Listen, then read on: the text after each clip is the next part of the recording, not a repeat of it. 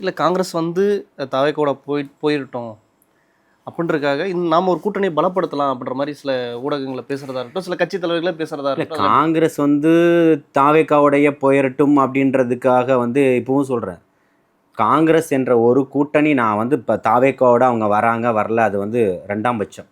முதல் வந்து பார்த்திங்கன்னா காங்கிரஸ் என்ற ஒரு கட்சி அந்த கட்சி கட்டமைப்பிலிருந்து உடஞ்சிதுன்னா திமுக கூட்டணி சில்லியாக உடைய போகுது, அதில் மாற்று கருத்தே கிடையாது. இல்லை ஓபிஎஸ் வந்த பின்னாடி இது காங்கிரஸ் பெரிய அடியாக இருக்கும், பயப்படுறதுக்கான வாய்ப்புகள் இருக்குது, ஏன் அப்போனா அங்கே போகிறதுக்கான சான்ஸே கிடையாது.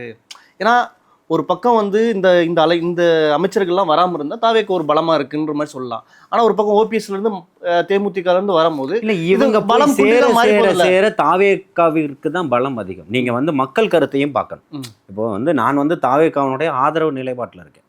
அப்போ நிச்சயமாக தாவேக்காவின் பக்கம் தான் நான் பேசுவேன். இருக்கக்கூடிய மற்ற என்னென்னலாம் குறைபாடுகள் இருக்கோ அரசியல் கட்சிகளோ அரசியல் கட்சியை சார்ந்தவர்களுடைய நிலைப்பாடு என்ன மாதிரி இருக்குன்றது தான் நான் எடுத்து மக்களுக்கு சொல்வேனே தவிர்த்து நான் ஒருபோதும் இந்த பக்கம் பேச மாட்டேன். அப்படி இருக்கும் காலகட்டத்தில் இன்னைக்கு திமுகவினுடைய அரசியல் எதை நோக்கி இருக்குது? பிஜேபியினுடைய எதிர்ப்பு அரசியலை.